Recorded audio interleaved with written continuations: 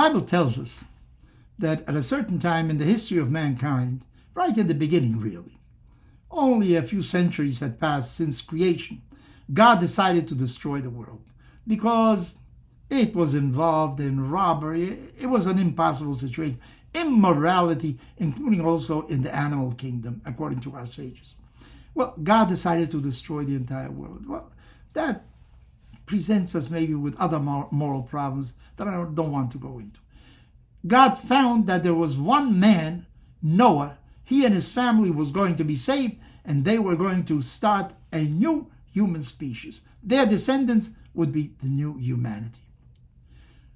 Our tradition tells us that this Noah took 120 years to build an enormous ship, the Ark of Noah, where he introduced pairs of animals and, of course, his own family in order to save themselves from the deluge. But our rabbis say that Noah didn't go into the ark until the water started really growing. In other words, there was a certain amount of doubt that maybe Noah had. Is God really going to destroy the entire world? I'm prepared for it, but is that really what's going to happen? He wasn't sure. And on the other hand, we find a man like Abraham. He believed in one God, and he had no doubt about it. No matter what happened, he believed in his one God. He was 100% sure of his existence. What are we? Are we more like Abraham or like Noah? If you're a believer, do you believe with the same intensity every day? Aren't there events that make you doubt a little bit? If you're an unbeliever, are you sure that this world somehow came in by itself? Are you sure? There are doubts here and there. I think that the majority of us are really more like Noah.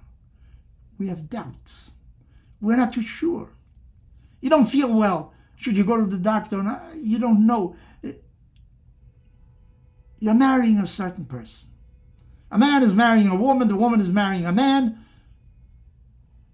Maybe there are some doubts also. Will this person really fill what I'm looking for the rest of my life? You know what is the worst thing that can happen when you have a doubt? Is to become frozen. Well, then I'm not going to do anything. I am not too sure. I only bet on something that is sure. There are no such thing in this world. Nothing is sure in this world. You know, Elie Wiesel once said something that I remember to this very day. He said, hate is not the opposite of love. Indifference is the opposite. Inaction, when you don't do anything, when evil is in this world, well, it doesn't concern you.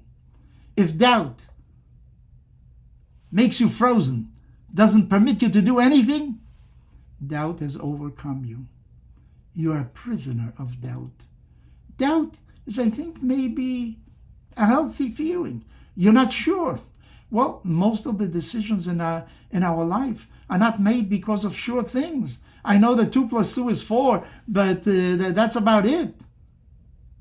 You know, you go and buy a new home and suddenly it doesn't fit your necessities. Somehow the market goes down. What have you? You didn't do the right thing. You send your child to a certain school and the school is not right because there are other children that abuse him or God knows what. Nothing is certain in this world.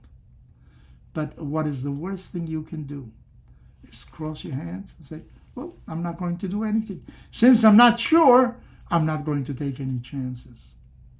Life means you have to take a chance. You must risk something. Of course, there is doubt. Doubt is maybe healthy because then you re-examine the situation and think again of what you're going to do. Are you making the right decision? Are you taking the right path? Is this what you want to accomplish in your life, or is there something else? But if doubt results in you're not doing anything, then I think doubt has overcome you. And you stop living really, because living is facing risks.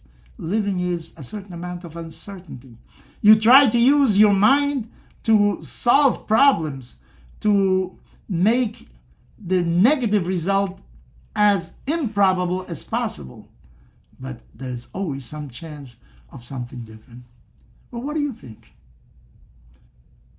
Do you believe every day with the same intensity? Are you sure about everything you're going to do? Or you have doubts?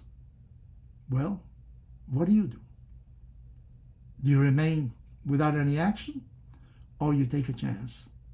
Because even if you make a mistake, so you'll try again. But you will have learned from the mistake that you made. But the most important thing is, don't remain frozen in front of a problem.